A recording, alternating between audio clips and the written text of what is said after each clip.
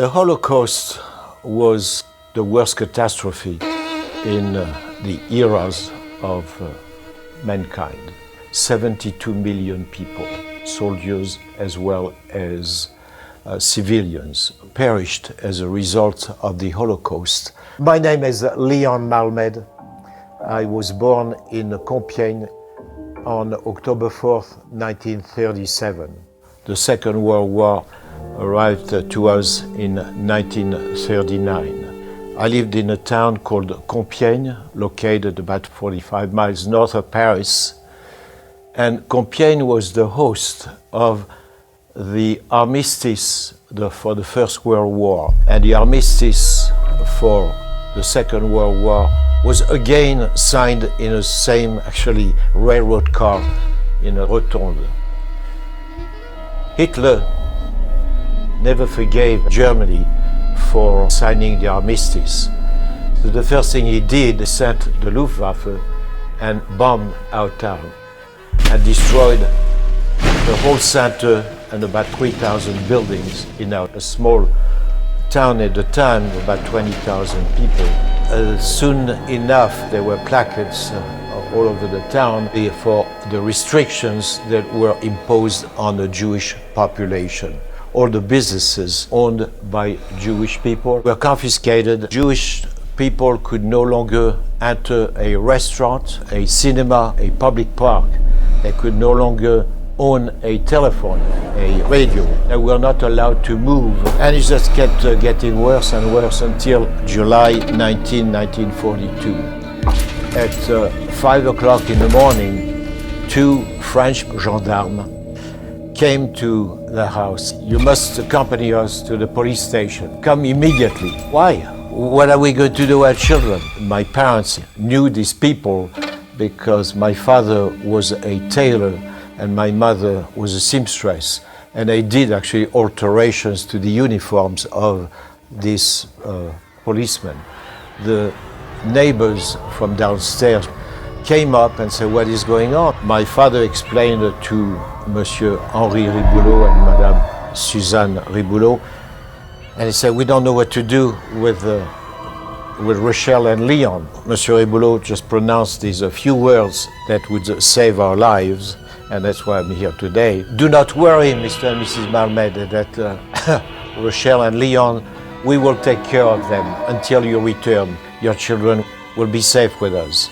Not knowing, of course, that our parents were gone forever. I was 4.5 years old. These are the only memories.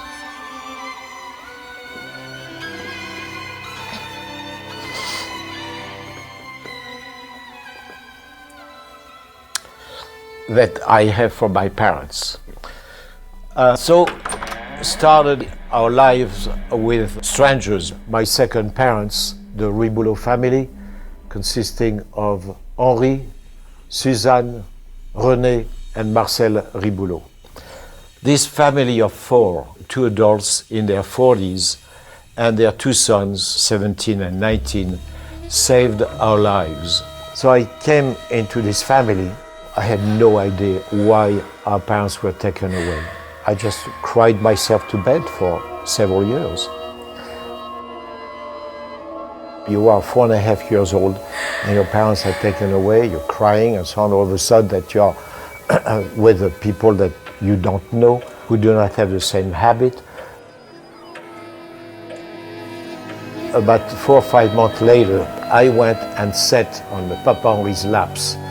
Every evening after dinner, I would go and sit on his laps. We lived on this small street, and anyone at that time who harbored a Jew or a communist or a homosexual or a person who did not agree with the regime was either deported or shot on sight. German soldiers, especially the SS, Gestapo, had the right to do anything. There was a forest next to us, and a lot of people were taken to the forest and shot just for amusement of the SS. There were some neighbors who were very concerned. There was one in particular, her name was Madame Raymond, and she was very upset with the fact that she could be shot as well, that woman came a number of times and she would say, "Why are you doing this? Why are you risking your lives and the lives of your sons?" And Papari will always have the same answer. We committed to their parents that they would be there when they return. Across the street from us, we had a farm. And every day my sister and I would go to get a quart of milk. As we came up in a courtyard of that farm, we would see German motorcycles. On the left side, there was a long table with big cans of milk and the farmer's wife. And at the table, on the right side, long table, were German soldiers, and there was the farmer, Mr. Van der Noort, red in the face, drinking. As we were leaving, we would always wait for the command, "Halt, halt!" We had no choice. We needed that milk so badly.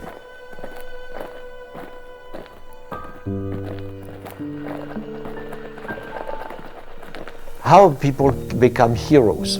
My mother and father were working, so she was coming back for lunch, and she saw the truck. When the truck stopped to arrest our little cousin, we called him Charlo. Charles was arrested. He was 5 years old. The SS with the truck went to the school. The teacher, Mrs. Bogie, said, "Don't take him, just take me. I can be of use. What are you going to do with a child who is 5 years old?" I said, "No, you don't have Jewish blood. He does." They took Charlo, they just threw him in the wagon. It was about 10-15 minutes away by bicycle from our home in the middle of Rue Saint-Fiacre.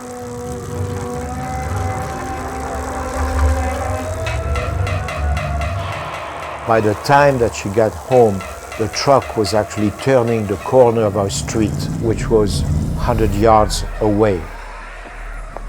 She was screaming, "Run, run, run."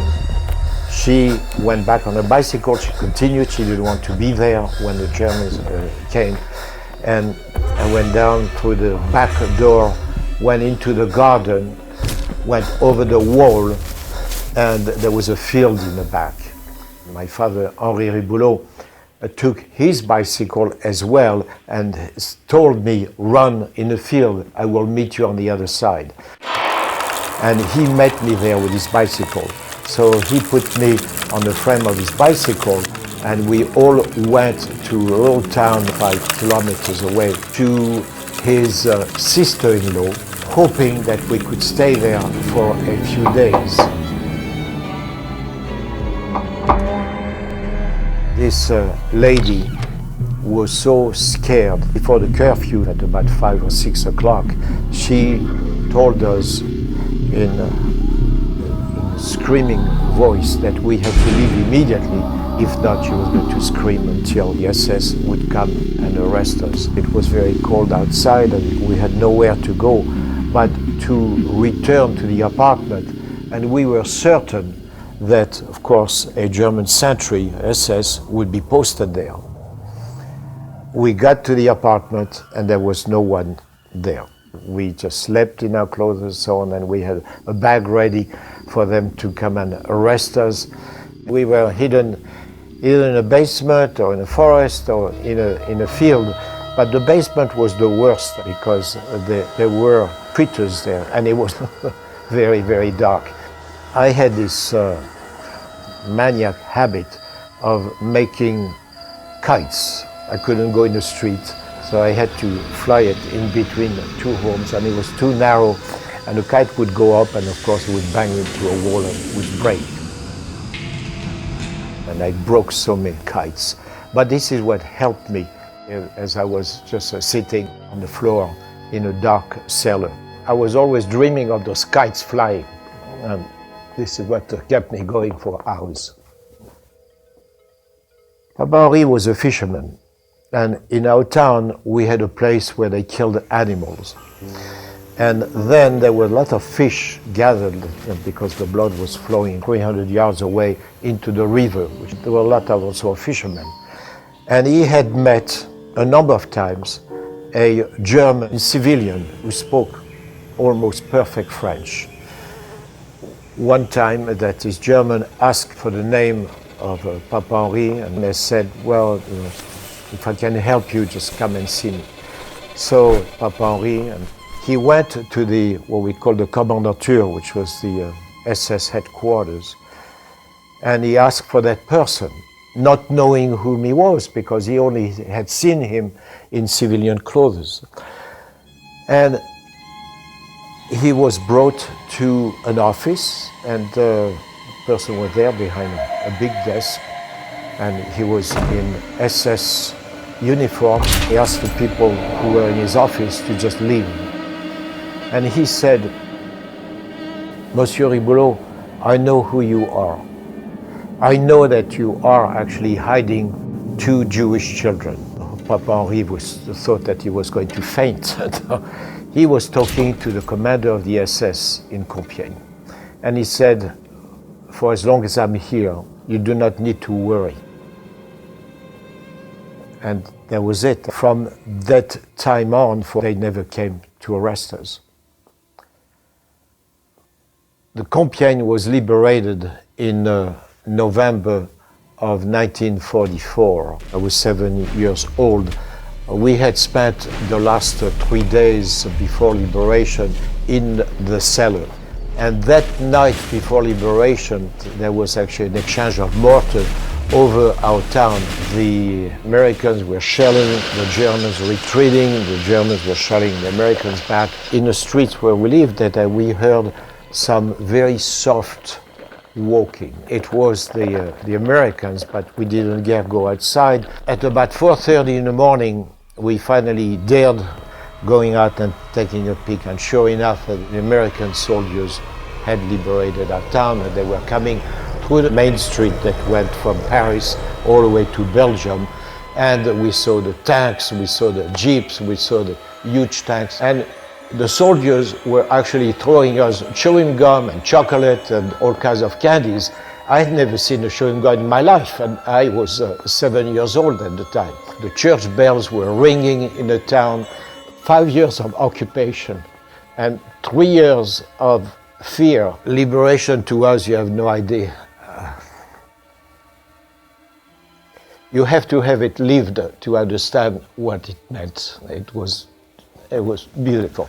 We thought at that time that our parents would be coming back, and we just waited impatiently, and day to day that the door would open and our parents would come back. And they did not.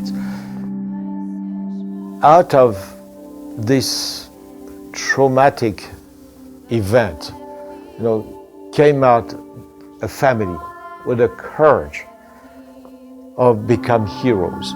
My sister and I were able to get them actually the highest recognition from the State of Israel, which is the gift of being a righteous. There is a tree that was planted actually in Jerusalem at the Yad Vashem Museum in a celebration of their life.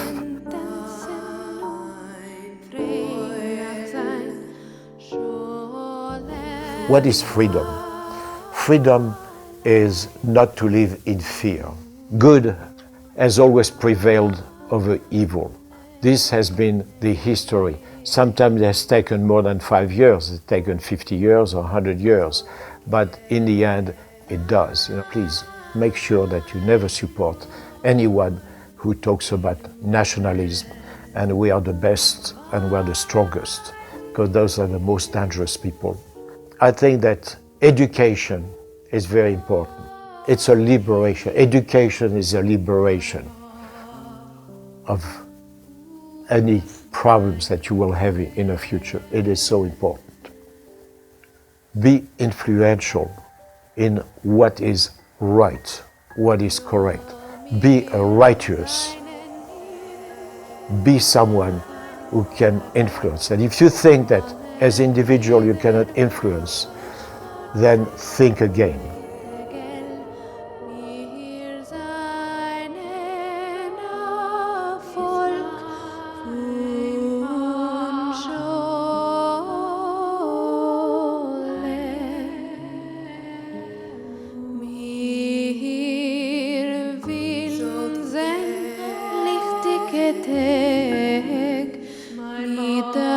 von Himmel